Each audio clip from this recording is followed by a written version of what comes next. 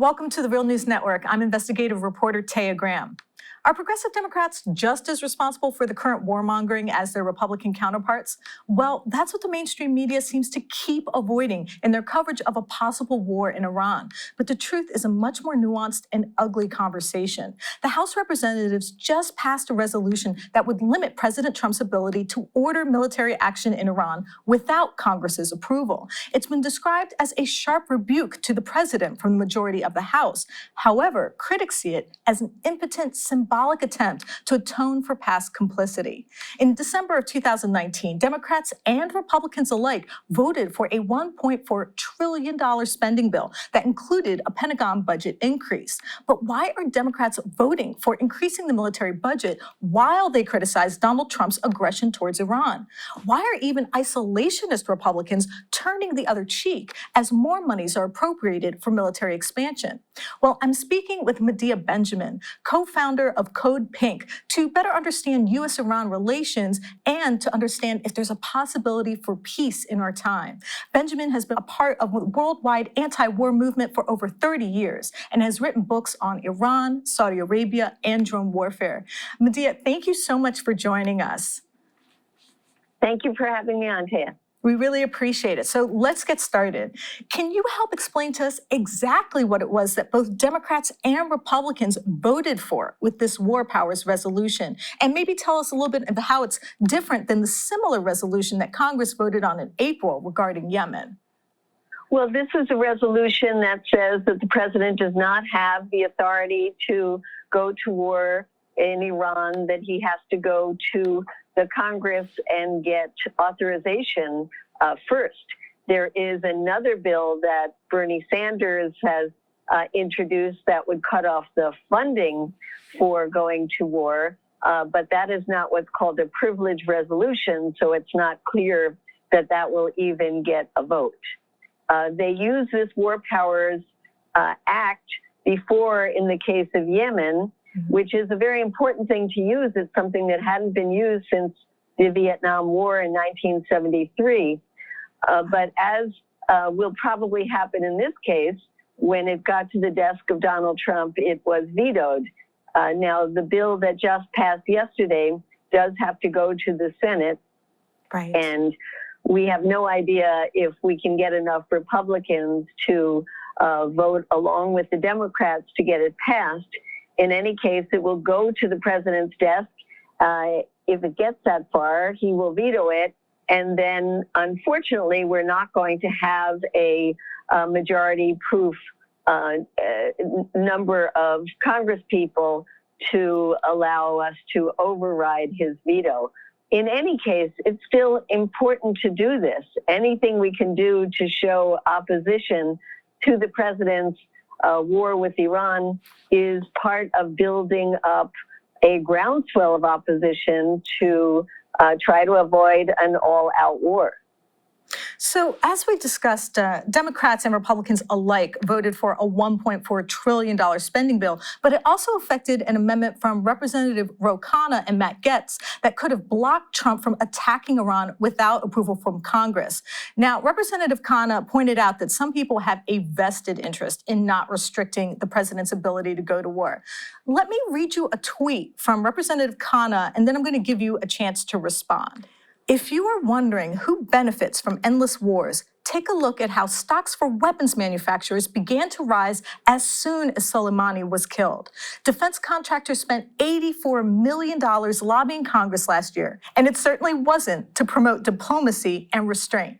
So how do you respond to this essential indictment of this system of profiteering that's become part of our system surrounding our military? It's amazing how quickly the stock market reacts and the weapons company stocks go up as soon as there's a threat of a new conflict. There was a very good article that Sarah Anderson from the Institute for Policy Studies did that showed how the CEOs of the top weapons companies became a hell of a lot richer just in a couple of days because their pay is tied to stock options. Exactly. So there certainly is a whole industry out there that loves war, that loves conflict, and that profits tremendously from it. And we should also say that it's the media, the mainstream media, not the real news, but the mainstream media that profits from war as well, because more people watch the news, then they sensationalize the issues, and their ratings go up as well. So they're part of the industry that benefits from war. You know, that's an excellent point, and I'm sure it's one that the mainstream media is not going to be bringing up anytime soon. So let me ask you this. Do you think that this is all part of a distraction from impeachment, or do you think it's a continuation of the hawkish policies towards that region? Well, Taya, I think it's both. The timing, one has to question why it's done at the exact same time that the impeachment process is going to the Senate. And certainly it has taken impeachment off the front and center of the news. But it is also a continuation because Donald Trump campaigned saying that this nuclear deal was awful. And he said he was going to rip it up when he got in. He has done the bidding of his friends in Israel and in Saudi Arabia and some of the big donors like Sheldon Adelson. He has gone even further, not only withdrawing from the deal, but imposing the most stringent sanctions that you can imagine, that not only say that U.S. companies can't do business with Iran, but wants the rest of the world not to do business with Iran, wants to make it so Iran is not able to sell one drop of oil in the international market. And so this squeezing of the Iranian economy is a form of warfare. It's an economic warfare. So for the Iranians, the war has been going on for almost 2 years now.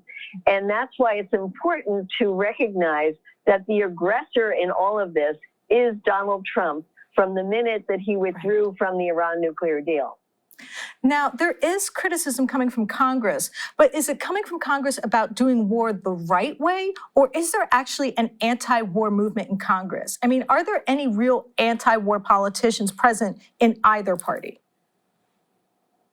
Yes, there are. I think there are people like Ilhan Omar. There are people like Jim McGovern, the two co-chairs of the Progressive Caucus, Ro Khanna and Pramila Jayapal. They are anti-war. Pramila Jayapal was an anti-war activist before she became a congresswoman. Wow. So there are certainly people, and I could name more of them, Barbara Lee, Jan Schakowsky. But then you look at the majority of the party and you look at the voices that are being lifted up right now in the party. And unfortunately, many of them are the voices of people who just want to be consulted.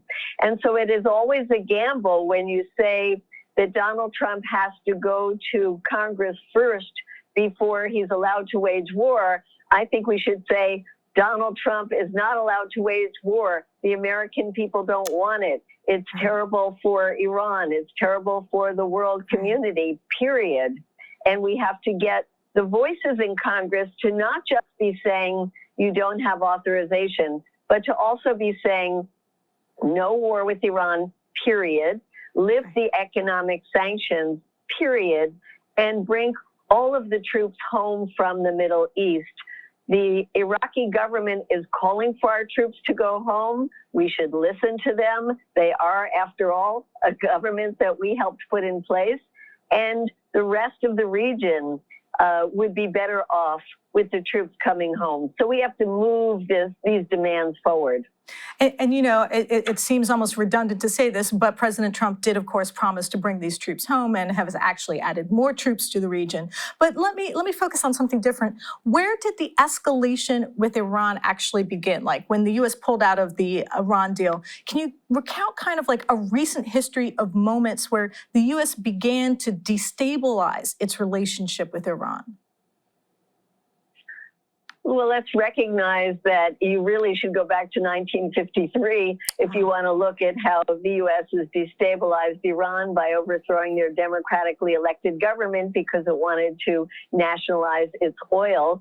And then fast forward to the 1979 revolution, which was really a direct response from that decades later, and the animosity with the United States that resulted from the U.S. interference in their internal affairs continues to this day. Economic sanctions were imposed since 1979, but they've gone up and they've gone down. And the real breakthrough was the Iran nuclear deal that was signed in 2015, when it wasn't just the U.S. and Iran, it was the world community. It's important to recognize that that was given an approval from the entire UN Security Council as well as the entire European Union. That's an important point. point. It was an international agreement. Donald Trump pulling out of that is a violation of international law. So really, we have to look to May of 2018, when Donald Trump got out of that deal and imposed these sanctions that every 6 months since then, he has added new, more onerous sanctions. You know, you pointed out something really interesting there, and I want to dig into it. You actually went to Iran in early 2019. In 2019, can you tell us what you saw there and what it was like in Iran under U.S. sanctions? Yes, we saw that on the one hand, Iran is used to dealing with sanctions because they've been dealing with them for over 40 years. On the other hand, this is a new level of sanctions that has made it basically an economy that functions in the global black market. And so who benefits from that? It's ironic that the U.S. says it's going after the Iranian government, but not the people. But it's the businesses that have been most hurt. And the government-owned large entities are the ones that actually benefit from the sanctions because they have the corner on the market. It is the clerics who have large economic entities that can find ways to go around these sanctions that also benefit. But we saw that businesses after businesses were closing their doors, that young people are having a very difficult time finding jobs these days. The jobs don't pay nearly enough to keep up with the inflation. The medicines, such as cancer medicines, are hard to find, and so people are dying every single day because of these sanctions. So the lives of ordinary people are the ones that are most affected. And the U.S. thinks that this is going to cause people to rise up and overthrow the government. And sure enough, there have been street protests when the Iranian government announced an increase in the price of gasoline. Those were brutally put down by the government, but now that is considered in the past, because after the killing of Soleimani, the Iranian people have come together in a much more unified fashion. And now those who were protesting against their own government in Iran are now protesting against the United States. So you pointed out something important there. The assassination of Soleimani has actually united the Iranian people in a way they weren't previously. Is there any way to pull ourselves back from the brink? Is there any path towards peace? And maybe not even just peace, but maybe even a partnership with Iran?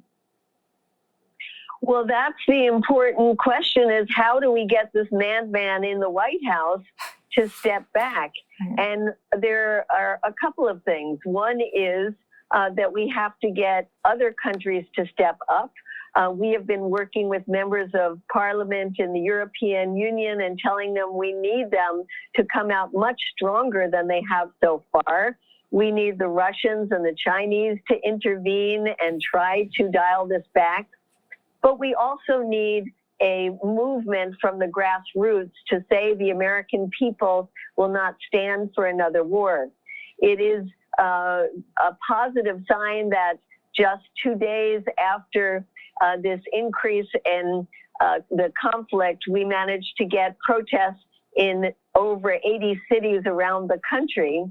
And then just yesterday, there were over 300 protests that happened around the country.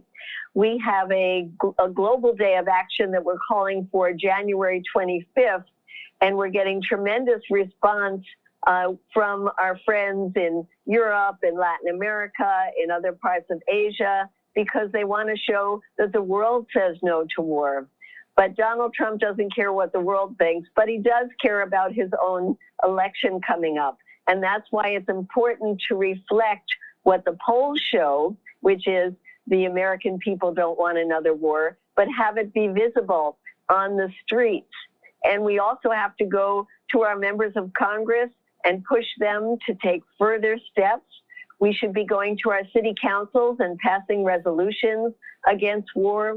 We should be going to our labor unions, our faith-based groups, all of these ways that we can get them to come out with statements saying they're against a war with Iran. This is so critical right now, Taya. Can't tell you how important I think it is.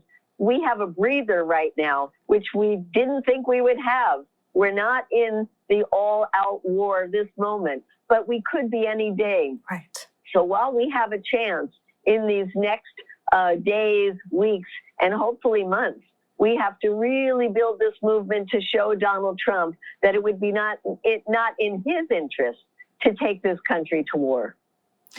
Medea, I think that is absolutely the perfect place to leave our conversation, but I hope our conversation will continue. And I think what you said was really going to inspire people to keep the pressure on in this anti-war movement, because you're right, we're in a unique moment. We actually have a chance to prevent the war from happening, and this is a unique moment for us. Medea, I want to thank you so much for joining me today. Thank you, and please encourage people to go to codepink.org to find out about the protests, the webinars, the teach-ins, all the other things that we're doing. Thank you. Thank you. My name is Taya Graham, and I want to thank you so much for joining me for the Real News Network.